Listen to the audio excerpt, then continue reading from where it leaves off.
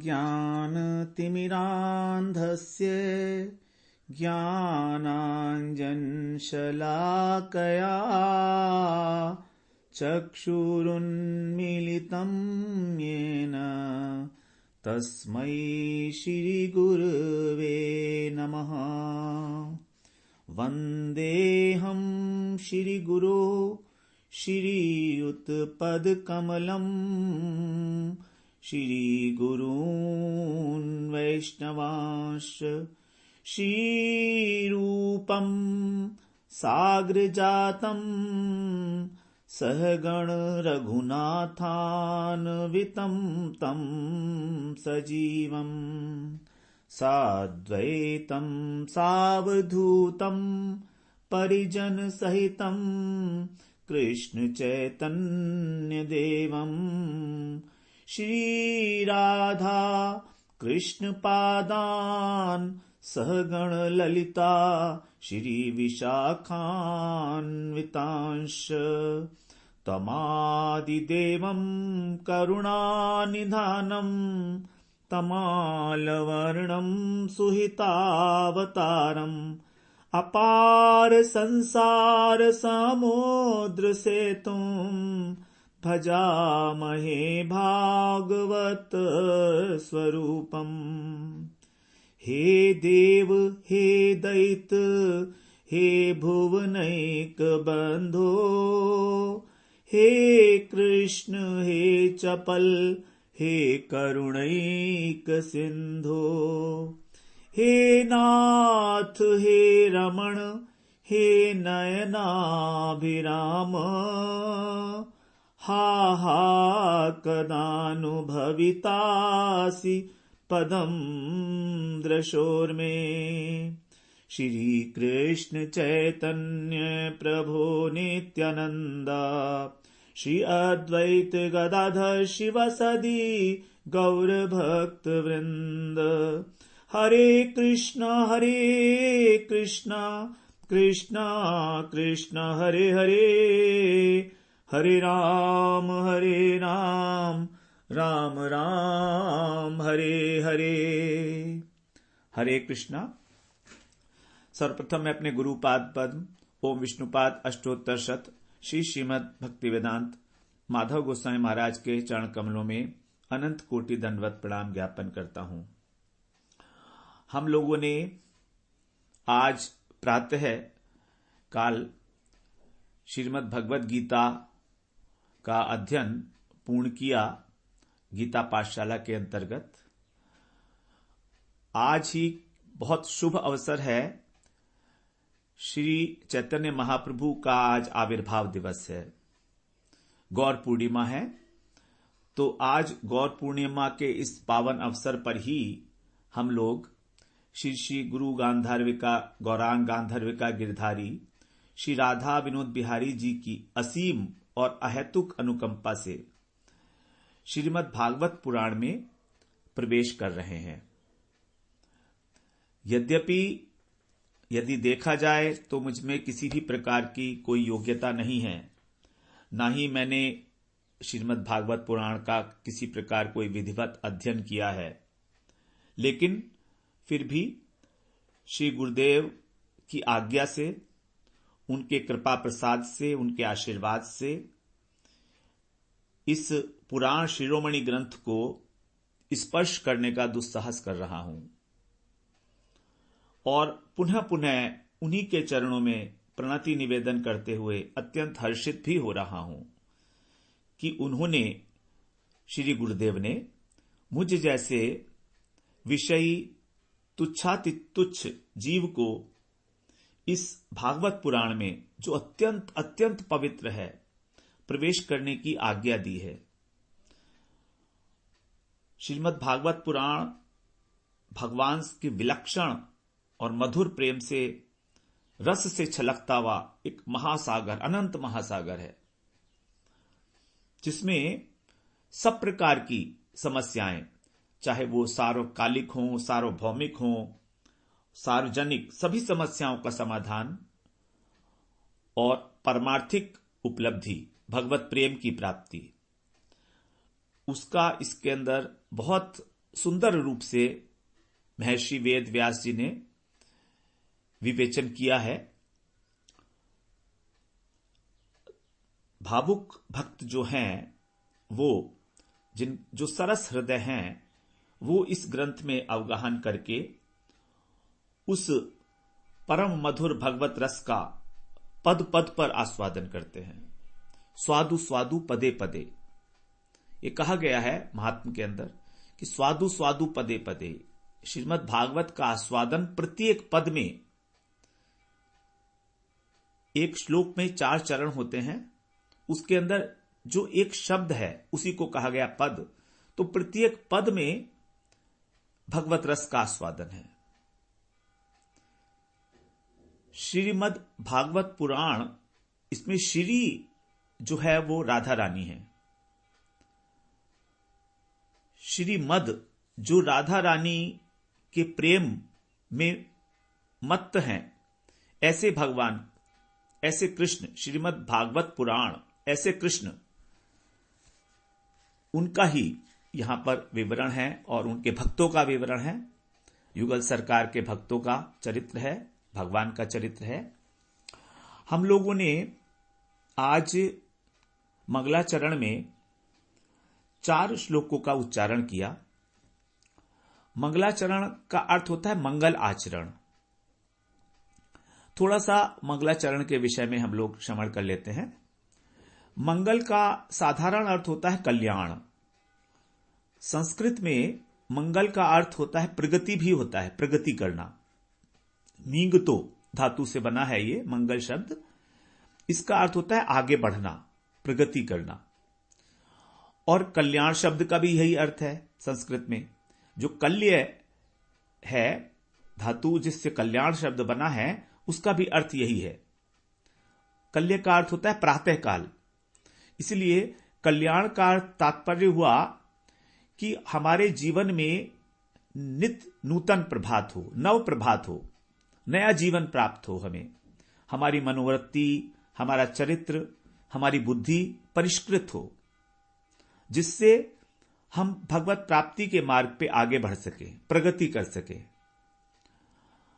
श्रीमद् भागवत की यही विशेषता है, क्योंकि इसमें इस बात की प्रेरणा दी गई है कि हम जहां हैं वहां से हम एक कदम और आगे बढ़ें। तभी तो इसका जो तात्पर्य है, जो कल्याण करने का जो तात्पर्य है, वो सिद्ध होगा। जहां हम हैं अभी, वहां से हमें आगे बढ़ें, प्रगति करेंगे। वर्तमान अवस्था में हम लोग अपने भौतिक जगत में, जड़ वस्तुओं में, अनेक अनेक प्रकार के विषय भोगों में इतने रच पच गए हैं कि हमें परमार्थ के विषय में कोई ज्ञान ही नहीं है। धर्म के विषय में, भगवान के विषय में, आत्मा के विषय में बिल्कुल शून्य है। और आजकल की जो आधुनिक जनरेशन है, उसको तो बिल्कुल भी नहीं है ज्ञान। यहां तक भी उन्हें नहीं पता है कि गीता और भागवत में अंतर क्या है। बड़ा आश्चर्य होता है इस बात को सुनकर, जानकर कि गीता कुरुक्षेत्र के मैदान में अर्जुन ने दी थी। कृष्ण ने अर्जुन को उपदेश दिया था गीता का, जिसमें 18 अध्याय हैं भगवत गीता में। उसको हम बोलते हैं श्रीमद् भगवत गीता, भगवत गीता। अब वहीं पर कुछ लोग भगवत से भागवत समझ लेते हैं, तो कुछ लोग बोलते हैं श्रीमद् भागवत गीता। तो भागवत गीता नहीं है, वो भगवत गीता है। क्योंकि भगवान, भगवत का अर्थ है भगवान, भगवान के द्वारा जो गान गाया गया है उसी को कहा गया है भगवत गीता। लेकिन ये श्रीमद् भागवत पुराण है। तो भागवत पुराण जो है, ये इस जगत में प्रकाशित किया परीक्षित जी को। सुखदेव जी ने जब इसका उपदेश किया, शुक्रताल पर, जो मुजफ्फरनगर के पास पड़ता है, गंगा जी के किनारे, वहां पर 7 दिन में सुखदेव जी ने परीक्षित जी को भागवत कथा सुनाई। इसमें 12 स्कंद है और 18,000 श्लोक हैं। यह है हमारा श्रीमद् भागवत पुराण, जिसको सप्ताह विधि से 7 दिन में पूरा किया जाता है। आप जानते ही हैं, श्रीमद् भागवत सप्ताह होता रहता है। आपने अटेंड भी किए होंगे। तो ये परीक्षित जी और शुकदेव का संवाद है, जबकि वो कृष्ण और अर्जुन का संवाद है गीता। तो ये बात तो हमें कम से कम समझनी चाहिए, मिनिमम इतना। आजकल तो ये भी नहीं मालूम है लोगों को कि भागवत और भगवत गीता में और भागवत पुराण में क्या अंतर है। भगवत गीता पुराण नहीं है, लेकिन ये भागवत जो है ये पुराण है। 18 पुराणों में जो सर्वश्रेष्ठ शिरोमणि है, पुराण शिरोमणि है, वही है श्रीमद् भागवत पुराण। तनिक भी ज्ञान नहीं है हमको इस चीज का, तो हम लोग अब भागवत का अध्ययन करेंगे। यहां पर हम लोगों ने गीता का अध्ययन अपना पूर्ण किया। उसको पूर्ण करने में हमको 2 वर्ष और 10 महीने लगे थे। 700 श्लोक थे। उसकी हम लोगों ने बहुत विस्तृत रूप से चर्चा की थी, क्योंकि वो सिद्धांतिक ग्रंथ है। प्रत्येक शब्द को समझना बहुत इंपॉर्टेंट है, उसका क्या इंप्लीकेशन है, वो सारा कुछ जानने के लिए प्रयास किया था हमने। अब उसी पृष्ठभूमि में, उसी को आधार बना के अब हम श्रीमद् भागवत पुराण में प्रवेश करने का साहस कर पा रहे हैं। इसमें भी केवल गुरुजी का ही कृपा है, गुरुजी की ही विशेष आज्ञा है कि तुम इसमें प्रवेश करो, इसका अध्ययन करो। तो मैं भागवत के विषय में नहीं जानता हूं, लेकिन अब ये एक ऐसा प्लेटफॉर्म है जिसमें आपके साथ मिलकर इसका अध्ययन किया जा सकता है। तो आपका सहयोग प्रतिपल मुझे अपेक्षित है। आपके सहयोग से ही हम इसमें आगे बढ़ेंगे। गुरुदेव का तो आशीर्वाद हमेशा है हमारे साथ। उन्होंने स्पष्ट आज्ञा दी है और उन्होंने ही हमको बताया गया कि इसका जो हमारे को ग्रुप का भी नाम रखना है वो होगा हमारा भागवती वार्ता। मैंने गुरुजी को 1-2 नाम और भी सजेस्ट किए, लेकिन उन्होंने कहा नहीं, भागवती वार्ता इसका नाम रखना है। तो इस प्रकार से गुरुदेव जी की विशेष कृपा पाकर ही हम लोग इस प्रयास में प्रवृत्त हुए हैं। मंगलाचरण करने का कारण भी यही है कि हम आशीर्वाद चाह रहे हैं, भगवान से, गुरु से, सबसे आशीर्वाद चाह रहे हैं, क्योंकि हम सक्षम नहीं हैं। हमारा यह प्रयास निर्विघ्न रूप से पूर्ण हो, इसके लिए तो मंगलाचरण इसीलिए किया जाता है कि हमारे जीवन में हमारे ग्रंथ का जो हमने प्रयास शुरू किया है ये पूर्ण हो और हमारा उद्देश्य प्राप्त हो। हमारा जो उद्देश्य है इस ग्रंथ को पढ़ने का, ये उद्देश्य हमें बिल्कुल स्पष्ट हो जाना चाहिए, जो हम लोग मंगलाचरण के ही 4थे श्लोक में उसका हम लोग अभी वर्णन करेंगे। थोड़ा सा विस्तृत रूप से वर्णन करेंगे हम मंगलाचरण के श्लोक का,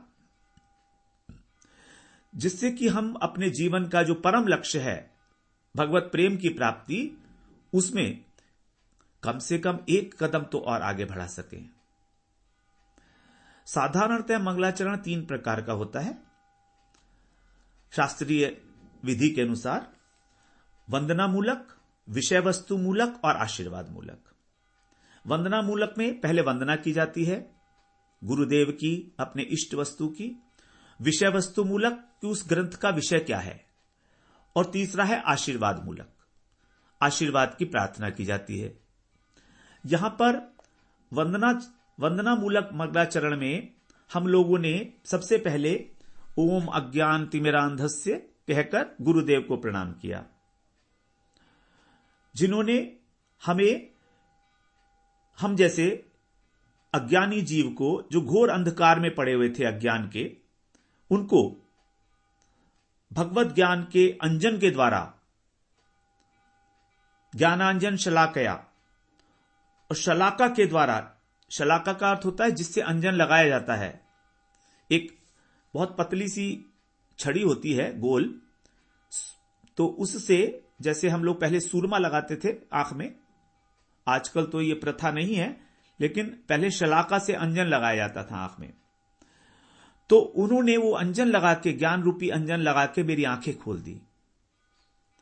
चक्षुरुन मिलितम ये न, जिन्होंने मेरे ज्ञान चक्षु खोले हैं, मैं उन्हीं को प्रणाम करता हूं।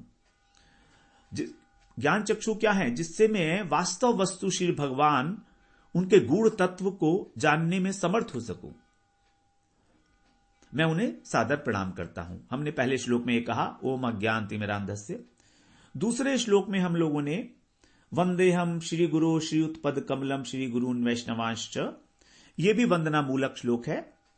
इसमें हमने विशेष रूप से वंदना की है कि मैं अपने गुरुदेव के श्री चरणों में जो ऐश्वर्य से युक्त हैं, श्री गुरु जो ऐश्वर्य युक्त हैं, तथा सभी गुरुवर्ग के चरणों में गुरून, श्री गुरून, सभी गुरु, यहां गुरून में बहुवचन है, जितने भी मेरे गुरुवर्ग हैं, हमारी गुरु परंपरा है, उन सब के चरण कमलों में, और सभी वैष्णवों के, वैष्णवांच, सबके वैष्णवों के चरणों में प्रणाम करता हूं। उसके बाद श्री रूपम साग्र जातम, श्री रूप गोस्वामी पाद जी के चरण कमलों में, हमारे चैतन्य महाप्रभु के जो 6 गोस्वामी हैं, परिकर हैं, उनके पार्षद हैं, जिन्होंने हमें शिक्षा दी है आगे बढ़ने के लिए गौड़ीय परंपरा में, तो उनके चरणों में श्री रूप गोस्वामी, उसके बाद उनके अग्रज अर्थात जो ज्येष्ठ भ्राता हैं उनके श्री सनातन गोस्वामी पाद के, श्री रघुनाथ दास गोस्वामी पाद के, रघुनाथ भट्ट गोस्वामी, गोपाल भट्ट गोस्वामी और श्री जीव गोस्वामी, ये 6 गोस्वामी, इनके चरणों में मैं सादर प्रणाम करता हूं। तत्पश्चात फिर मैं भगवान श्री कृष्ण चैतन्य महाप्रभु के चरणों में, अवधूत श्री नित्यानंद प्रभु और उनके साथ साथ श्री अद्वैताचार्य और अन्य परिजन जैसे श्री गदाधर पंडित, श्रीवास पंडित और अन्य जितने भी पार्षद हैं, उन सब के चरणों में मैं प्रणाम करता हूं। तत्पश्चात मैं श्री राधा रानी, श्री कृष्णचंद्र, श्री ललिता जी, विशाखा जी, इनके सहित सभी सखियों को प्रणाम करता हूं।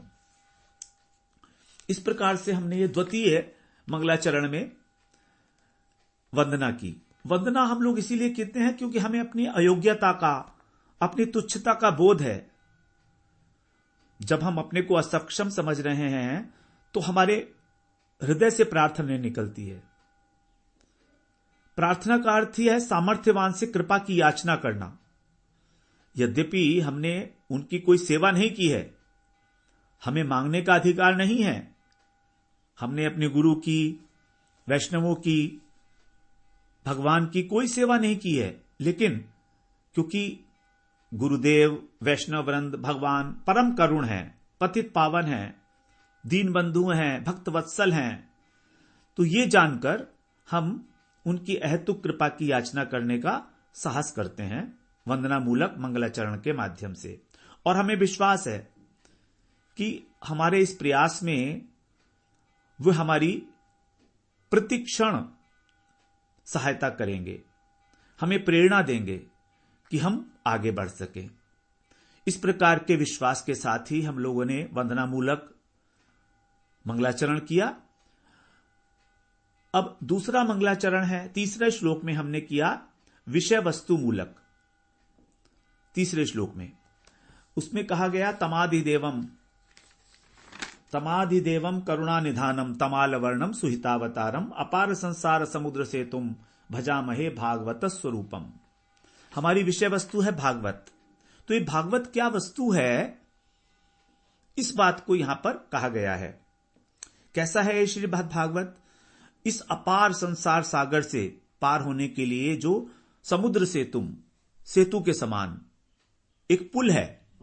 अगर हम श्रीमद् भागवत पुराण रूपी सेतु के ऊपर हम लोग अगर आरूढ़ होते हैं तो हम इस संसार सागर से पार हो जाएंगे, हमको भगवत चरणों की प्राप्ति हो जाएगी, ऐसा इसमें कहा गया है।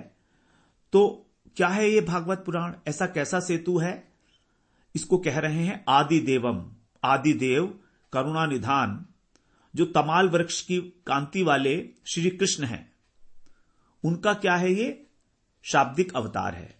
और कैसा अवतार है? सुहितावतारम, सुहिता अवतारम, भगवान का अवतार है ये श्रीमद् भागवत पुराण, अत्यंत कल्याणकारी।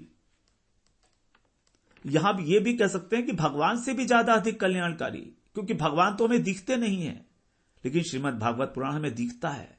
हम उसका अध्ययन कर सकते हैं, उसका अनुशीलन कर सकते हैं, उसकी वंदना कर सकते हैं, उसे प्रणाम कर सकते हैं। साक्षात अवतार है भगवान का।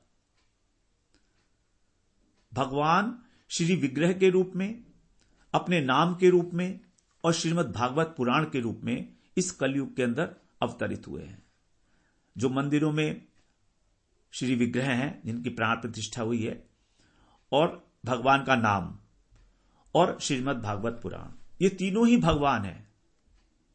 इनमें कोई भी भेद नहीं है, अभिन्न है तीनों तत्व। अवतार है ये उनका, तभी कह रहे हैं सुहितावतारम, कल्याणमय मंगलमय अवतार है, शाब्दिक अवतार है, वांग्मय स्वरूप है भगवान का। तो श्रीमद् भागवत पुराण का ही हम भजन करते हैं। भजन का अर्थ है सेवा करना। भज इतिएष वै धातु सेवायाम परिकीर्तित है, सेवा करना, प्रीतिपूर्वक सेवा करना। तो हम बड़ी प्रीतिपूर्वक, बड़ी एकाग्रता से, बड़ी श्रद्धा से, विनम्र भाव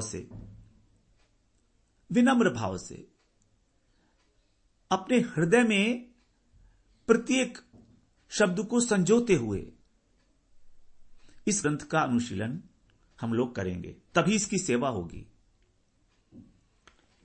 भागवत की सेवा का मतलब है भागवत का श्रद्धापूर्वक अनुशीलन करना। श्रीमद् भागवत पुराण के विषय में पद्म पुराण में कहा गया है कि यह भगवान का वांग्मय विग्रह है। वांग्मय का मतलब है शाब्दिक विग्रह। बड़ा स्पष्ट रूप से वहां पर कहा गया है, पादौ यदीयौ प्रथमा द्वितीयौ तृतीय तु तृतीयो कथितो यदुरु नाभिस्तथा पंचम एव षष्ठौ भुजान्तरं दोरयुगलं तथान्यौ कंठस्तु राजन् नवमो यदीयो मुखारविन्दं दशम प्रफुल्लम् एकादशो यस्य ललाटपट्टम् शिरोऽपि तु द्वादश एव भाति शिरोऽपि तु द्वादश एव भाति। यहां पर देखिए, भागवत पुराण में 12 स्कंध हैं और उन 12 स्कंधों के विषय में ही बताया गया है कि किस प्रकार से ये 12 स्कंध भगवान के अंग हैं। क्योंकि भगवान का विग्रह है ना, तो 12 स्कंध जो हैं वो भगवान के अंग हैं। पादौ यदीयौ प्रथम द्वितीयौ, प्रथम और द्वितीय स्कंध भागवत पुराण का भगवान के पाद चरण कमल हैं। प्रथम स्कंध में भागवत के अधिकार लीला का वर्णन किया गया है कि किस व्यक्ति को श्रीमद् भागवत पुराण करने का अधिकार है, श्रवण करने का, पठन पाठन करने का अधिकार किसको है, कहने का अधिकार किसे है, श्रवण करने का अधिकार किसे है। अर्थात श्रोता और वक्ता कैसे होने चाहिए। श्रीमद् भागवत के जो मुख्य वक्ता हैं वो है शुकदेव जी और मुख्य श्रोता है परीक्षित जी। तो उस प्रकार के भाव को धारण करके ही श्रीमद् भागवत पुराण का वास्तव में अनुशीलन हो सकता है। तो कितना कितना अधिकार है। इसके अतिरिक्त और भी वक्ता श्रोता हैं भागवत में, जैसे सूत जी और शौनक जी हैं, नारद जी और व्यास जी हैं। इन सब का कितना कितना अधिकार है, क्योंकि कोई श्रोता भगवत प्राप्ति के लिए श्रवण करता है, जैसे परीक्षित जी है। परीक्षित जी का तो आसन्न मृत्यु है, 7 दिन बाद उनकी मृत्यु होनी है। तक्षक सर्प जो है वो ने नाग उनको डसने वाला है।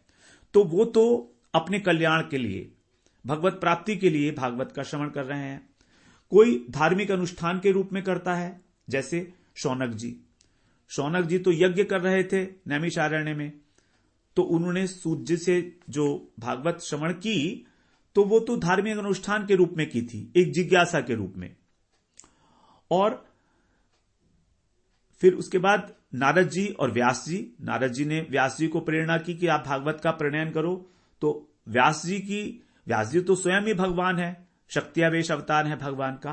तो उन्हें लोक कल्याण के लिए श्रीमद् भागवत का श्रवण किया था। अनेक अनेक प्रकार के अधिकार हैं सबके। द्वितीय स्कंद जो है उसको भी भगवान का चरण बताया है।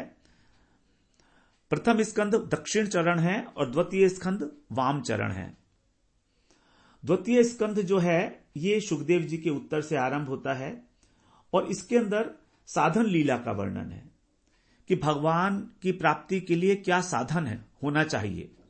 और मुख्यतः इस साधन के अंदर श्रवण को ही अधिक महत्व दिया गया है। श्रवण भक्ति जो है वही मुख्य साधन है, क्योंकि देखिए भक्ति के अंदर भी सबसे पहला अंग है श्रवण। श्रवणम कीर्तनम विष्णु स्मरणम पाद सेवनम नवधा भक्ति में। और ज्ञान का भी सबसे पहला अंग है श्रवण। श्रवण मनन निधिध्यासन। तो श्रवण के बिना तो भक्ति राज्य में प्रवेश ही नहीं है। श्रवण के इन दोनों के ऊपर ही, प्रथम और द्वितीय इन दो स्कंधों के ऊपर ही श्रीमद् भागवत का जो महल है उसको खड़ा किया गया है। तो इसलिए दो स्कंध इस प्रकार से हैं। तृतीय स्कंध में सृष्टि लीला है, सर्ग लीला जिसे कहते हैं कि सृष्टि का विस्तार कैसे होता है, देवता असुर इत्यादि का क्या क्या विभाग है। फिर चतुर्थ स्कंद जो है वो विसर्ग लीला कहते हैं उसको, वो हम लोग आगे भी श्रवण करेंगे डिटेल में। विसर्ग का अर्थ है विशेष रूप से जो सृष्टि है, मतलब ब्रह्मा जी के द्वारा जो ब्रह्मा जी ने 4 प्रकार की सृष्टि की, स्थावर, तिर्यक, मनुष्य और देवता, इस प्रकार से। तो ये दोनों जो अध्याय हैं, तीसरा और चौथा, इसको भगवान का इसको बताया गया उरु प्रदेश, मतलब जंघा। तृतीय तूर्यो कथितो यदुरु, उरु प्रदेश। 5वें स्कंध में स्थिति का वर्णन है। 5वें को कहा गया नाभिस तथा पंचमेव षष्ठौ। स्थिति मतलब सृष्टि होने के बाद अब वो किस प्रकार मर्यादा में स्थिर रहे, तो उसके लिए जो धर्म का इत्यादि का जो अनुष्ठान है, वही पुरुषार्थ इत्यादि जो है उसका यहां पर वर्णन किया गया है 5वें अध्याय में, स्थिति लीला। क्योंकि वो नाभि है, नाभि का मतलब है मेन पॉइंट है, वहीं पर ही व्यक्ति का सब कुछ जो है केंद्र बिंदु नाभि होता है एक प्रकार से। षष्ठौ नाभिस तथा पंचम एव षष्ठौ भुजांतरम दोर्युग्लम तथान्यो। और षष्ठ जो अध्याय है, छठा स्कंद, अध्याय स्कंद, वो भुजांतरम, दोनों भुजाओं के बीच में जो वक्षस्थल है उसको कहा गया। अर्थात भगवान का जो हृदय है वो है छठा स्कंद। और उसके अंदर भगवान की जो अनुग्रह लीला है, भगवान ने किस प्रकार से मनुष्यों के ऊपर, देवताओं के ऊपर, दैत्यों के ऊपर अहेतुक कृपा की है, अकारण। उन्होंने कोई प्रयास नहीं किया, लेकिन उनके ऊपर करुणा की है भगवान ने। क्योंकि भगवान की कृपा हमारे साधन की अपेक्षा नहीं रखती, स्वतंत्र है। इसका यह मतलब भी नहीं है कि हमें साधन नहीं करना है, साधन करते हुए ही उनकी कृपा की प्रतीक्षा करनी है। तो यह अनुग्रह लीला है इसमें भगवान की छठे स्कंद में। क्योंकि कृपा हृदय की वस्तु है, इसलिए इसको भगवान का हृदय बताया गया छठे स्कंद को। बहुत इंपॉर्टेंट है ये छठा स्कंद हमारा। 7वें स्कंद के अंदर ऊती लीला है। 7वां और 8वां इसको बताया गया, दोनों भुजाएं हैं भगवान की, दोर्युग्लम तथान्यो, 7वां और 8वां। 7वें स्कंद में वासना जो है, कर्म वासना, इसका वर्णन है। क्योंकि कर्म वासना से ही हमारे जीवन का निर्माण होता है। वासनाएं 3 प्रकार की होती हैं, शुभ वासना, अशुभ वासना, मिश्रित वासना। हम लोग इसका आगे चर्चा करेंगे कि कैसे कैसे इस बात को भगवान ने वहां पर एक्सप्लेन किया, सुखदेव जी ने एक्सप्लेन किया है। 8वें स्कंध के अंदर जो है सद्धर्म लीला है, मतलब धर्म कैसे किया जाए। मनवंतर लीला है, वहां पर जो मनु महाराज हैं उनके द्वारा सद्धर्म का आचरण कैसे किस प्रकार किया गया। तो जब धर्म का आचरण करेंगे तो कर्म वासना शिथिल होगी। तो इन दोनों को 7वां और 8वां भुजाएं बताई गई भगवान की। 9वां स्कंद जो है उसका नाम है, वो है भगवान का कंठ, कंठस्तु राजन नवमो यदियो। कंठ का अर्थ है ईशानु कथा उसमें, अर्थात भगवान के भक्तों की कथा है। क्योंकि भगवान अपने भक्त को अपने कंठ में रखते हैं, भगवान अपने भक्तों को याद रखते हैं, उनके नाम उनको कंठस्थ होते हैं। इसलिए भगवान का कंठ, जो भक्तों की जो कथाएं हैं उसको कंठस्थु राजन नवमो यदियो, 9वां स्कंद कहा गया। और 10वें स्कंद की तो बात ही और है कुछ, वो तो भगवान का सुंदर कमल के समान खिला हुए मुख है। ये तो पूरे भागवत का जो निचोड़ है वो 10वें स्कंद में श्री कृष्ण लीला, जिसके अंदर विस्तृत रूप से 3 प्रकार की लीलाएं भगवान की, बाल लीला, उसके बाद फिर किशोरावस्था में वहां पर वृंदावन में जो ब्रज की लीला है, मथुरा की लीला और द्वारका की लीला, वो सभी 10वें स्कंद में ही है। इसमें कहा गया कि यह निरोध लीला है भगवान की। मुखारविंद का दर्शन करके संसार में ऐसा कौन होगा जो इस संसार को ना भूल जाए, इसलिए उसको कहा गया निरोध लीला है।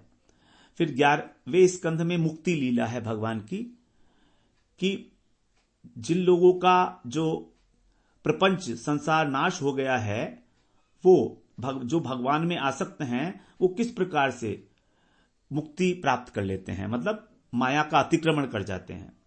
तो इसको भगवान का ललाट बताया गया। ललाट, ये 11 स्कंद अत्यंत महत्वपूर्ण है, क्योंकि इसमें ही सारे तत्वों का वर्णन है। श्रीमद् भागवत के अंदर जो सिद्धांत हैं वो सब इसी में प्रतिपादित किए गए हैं। नवयोगेंद्र और निमि महाराज का संवाद है। भगवान ने जो उद्धव जी को गीता का उपदेश दिया है, उद्धव गीता के नाम से जाना जाता है, वो सब इसी में है 11 स्कंद में।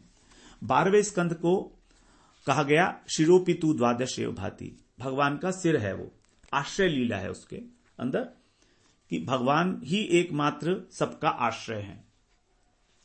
तो इस प्रकार से यहां पर 12 जो है बताए गए स्कंध भगवान के ही जो वो पार्ट हैं, भगवान के ही अंग हैं, ये सब के सब। अब यहां पर हम लोग बात कर रहे थे कि किस प्रकार से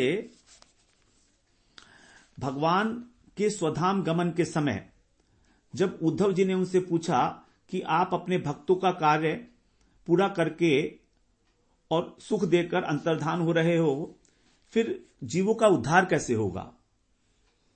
तो भगवान ने कहा कि ठीक है, मैं जो है इस भागवत रूपी समुद्र में प्रवेश करता हूं। ये जो भागवत है, समुद्र है, इसमें प्रवेश कर लेता हूं। तिरोधाय प्रविष्टो अयम श्रीमद् भागवताणी वयम, कि इस भागवत के अंदर प्रवेश कर लेता हूं, मतलब भागवत के अंदर भगवान ने प्रवेश किया कृष्ण ने, जब वो स्वधाम गमन कर रहे थे। तो ये उनकी जो शब्दमयी मूर्ति है, वाग्मयी मूर्ति है, यही है हमारे सामने। वाग्मयी मूर्ति प्रत्यक्षम वर्तते हरे, तेनेयम वाग्मयी मूर्ति ही प्रत्यक्षम वर्तते हरे। तो कृष्णावतार के समय भक्त जिस रस का आस्वादन किए हैं, वही रस आज भी श्रीमद् भागवत के श्रवण के द्वारा प्राप्त किया जा सकता है। और ये भागवत का विषय प्रत्यक्ष है, परोक्षवादी नहीं है। ये भगवान स्वयं ही भागवत के रूप में प्रकट हुए हैं। भागवत भगवान का ही जो है रसघन मूर्ति बताई गई है। श्याम सुंदर की रसघन मूर्ति, रस भरा हुआ है इसमें। श्रीमद् भागवतारण्यम प्रत्यक्ष कृष्ण एव ही, प्रत्यक्ष कृष्ण है ये, परोक्ष नहीं है, साक्षात कृष्ण है भागवत। अब हम लोगों ने जो विषय वस्तु का जो हमारा मंगलाचरण था वो हम लोगों ने श्रवण किया। चौथे श्लोक में हम लोगों ने जो मंगलाचरण है वो आशीर्वाद मूलक, उसमें हमने प्रार्थना की है। श्रीमद् भागवत पुराण के चरणों में प्रार्थना की है कि हमको किस बात की अभिलाषा है, हमें आपसे कौन सा आशीर्वाद चाहिए। तो इसके लिए जो बिल्वमंगल ठाकुर जी ने श्री कृष्ण कर्णामृत ग्रंथ के अंदर श्लोक लिखा है, उसी को हमने उच्चारण किया। हे देव, हे दैत, हे भुवनैक बंधो। हे देव, हे प्रियतम, हे तीनों भुवनों के एकमात्र स्वामी बंधु, हे कृष्ण, हे चपल, हे करुणा के सागर, हे नाथ, हे रमण, हे नयनों को आकर्षित करने वाले, अभिराम, उनको सुख देने वाले, आप कब मेरे नेत्र गोचर होंगे, मैं कब आपके दर्शन करूंगा। हा हा कदानुभवितासी पदम दृशोर में, आपके चरण कमलों के दर्शन मैं कब करूंगा। ये एक प्रकार की व्याकुलता है, हमारी भी यही व्याकुलता होनी है, ऐसा ही होना चाहिए। इस व्याकुलता से ही कृष्ण जो हैं मिलते हैं। हमें इस प्रकार का आशीर्वाद चाहिए।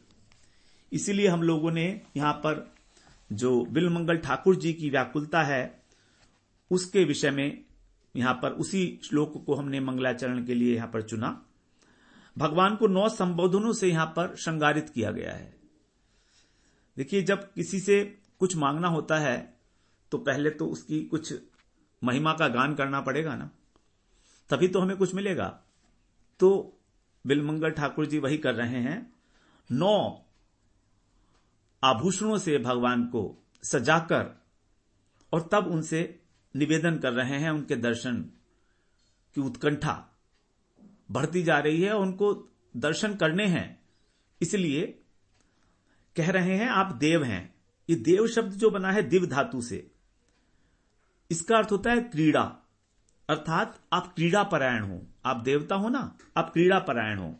और ये सारा जगत और हम सब जितने प्राणी हैं वो सब आपकी क्रीड़ा के, आपकी लीला के उपकरण मात्र हैं। इसके अतिरिक्त आप वृंदावन में अपनी जो आपकी आह्लादनी शक्ति हैं, श्री राधा रानी हैं, और उनकी जो काय भी हुआ गोपियां हैं, उनके साथ भी आप निरंतर क्रीड़ा परायण कर रहते हो, मधुर मधुर क्रीड़ाएं करते हो। ये यहां पर हे देव शब्द से कह रहे हैं वो। फिर दूसरा कह रहे हैं हे दैत, अर्थात आप दैत भी हो, मतलब अत्यंत प्रिय हो। आप मेरे प्रियतम हो, मेरे प्राण बल्लभ हो। आप पूजा के देवता नहीं हो, आप प्राणों के देवता हो। और देवता होकर भी दयावान हो। आप देवता होकर भी आप दयावान हो। फिर आगे कह रहे हैं यदि कृष्ण कहें कि मैं तुम्हें प्रेम क्यों करूं, तुम पे दया क्यों करूं, तो कह रहे हैं आप भुवनैक बंधु हो, आप सारे जगत के बंधु हो, सभी के। गीता में आपने कहा सूर्यदम सर्वभूता नाम, आप कृष्ण हो ना। कृषिर्भूर्वाचक है शब्दो रणश्च निर्वर्ती वाचक। कृषि शब्द जो है वो सत्तावाचक है और न का अर्थ है आनंद। तो दोनों के मिलने पर आप ब्रह्म कहे जाते हो। तयोर ऐक्यम परम ब्रह्म कृष्ण इति अभिधीयते। परब्रह्म का लक्षण यह है कि वो सत स्वरूप है और आनंद स्वरूप है। तो जहां सत और आनंद है वहीं चित वस्तु जो है वो रहेगी ही। तो सत और आनंद के बीच में है चित, सच्चिद आनंद। और क्री धातु का अर्थ है आकर्षण। तो आप आकर्षित करते हो और फिर आनंद भी प्रदान करते हो। आपके सिर्फ 2 ही काम है, आकर्षण करना और आनंद देना। फिर कह रहे हैं आप चपल भी हो, चंचल हो। आप नटवर हो, नटखट हो। आप भक्तों को आनंद देने के लिए अत्यंत व्यग्र हो। हमको आप आनंद देना चाहते हो ना। यहां तक कि गोपियों पर कृपा करने के लिए उनके घर जाकर माखन चुराया और तुमको चोर शिरोमणि कहा जाता है, स्वीकार कर लेते हो उस नाम को। दूर बैठे द्रौपदी ने तुम्हें पुकारा हा गोविंद हा गोविंद, तुमसे रहा नहीं गया और तुम कृपा करने के लिए व्यग्र हो गए, चीरावतार ले लिया आपने। गजेंद्र ने जब आपको बुलाया तो भागे भागे गए हो आप। गरुड़ जी को अपनी पीठ के ऊपर आसन लगाने का भी समय नहीं दिया आपने, कूदकर उनकी पीठ पर चढ़े आप। इतने चंचल हो आप। आपकी सब जगह आपकी क्रीड़ा है और आप आसानी से मिलते भी नहीं हो। विद्युत की तरह बिजली जैसे चमकती है ना, स्वच्छंद हो, पकड़ा नहीं जा सकता आपको। तो फिर कहते हैं अच्छा फिर आप मुझे प्राप्त करने की आशा क्यों कर रहे हो, मेरे चरण कमल दर्शन करने की। तो कहते हैं क्योंकि आप करुणैक सिंधु हो ना। आप करुणैक सिंधु, केवल करुणा ही करुणा आपके अंदर है। करुणा प्लस 1, मतलब और कुछ है ही नहीं आपके अंदर। तो करुणा के सागर हो आप। छलछला रहा है आपके हृदय में करुणा का सागर। और विशेषकर अपने भक्तों के लिए तो हो ही। सर्वसमर्थ हो आप। ये जानकर ही मैं आपसे आपकी करुणा की याचना कर रहा हूं, आपके दर्शन की याचना कर रहा हूं। फिर आप मेरे नाथ भी तो हो। करुणा को प्राप्त करने के लिए फिर मेरी विशेषता है कि मैं आपके शरणापन्न हूं, मैं आपके शरणागत हूं। आप मेरे स्वामी हो, मेरे पति हो, मेरे नाथ हो। मेरी रक्षा करनी पड़ेगी आपको अपनी कृपा वृष्टि से।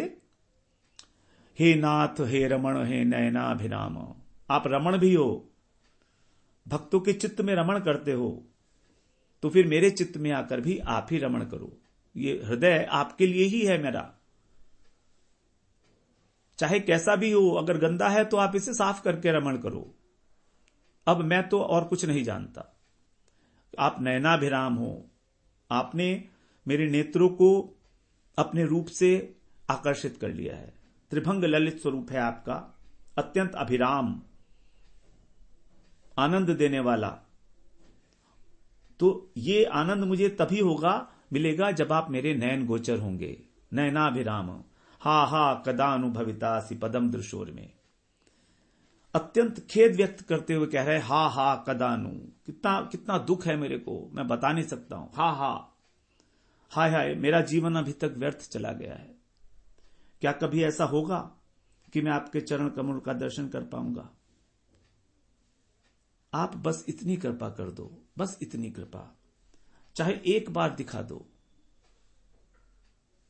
एक बार आपके चरण कमलों का दर्शन कर लूं, बस एक बार।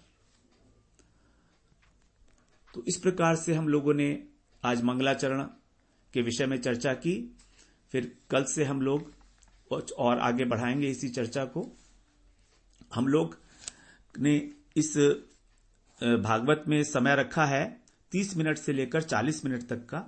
आज थोड़ा सा अधिक हो गया, 30 मिनट से 40 मिनट तक का समय इसमें हम लोग पूर्ण करेंगे। इसको जितना भी प्रसंग हो पाएगा, तो अधिकतर 35 और 40 मिनट तक चलेगा। इस प्रकार से हम लोगों ने इसका 10 मिनट थोड़ा समय बढ़ा दिया है। पिछली बार श्रीमद् भगवद गीता में हमने 30 मिनट का समय रखा था। अभी हमारे पास बहुत कुछ विषय है अध्ययन करने के लिए, तो 10 मिनट यहां पर आप लोगों को अतिरिक्त रूप से अपने देने होंगे। वांछा कल्पतरुभ्यश्च कृपा सिंधुभ्येव च पतितानां पावनेभ्यो वैष्णवेभ्यो नमो नमः।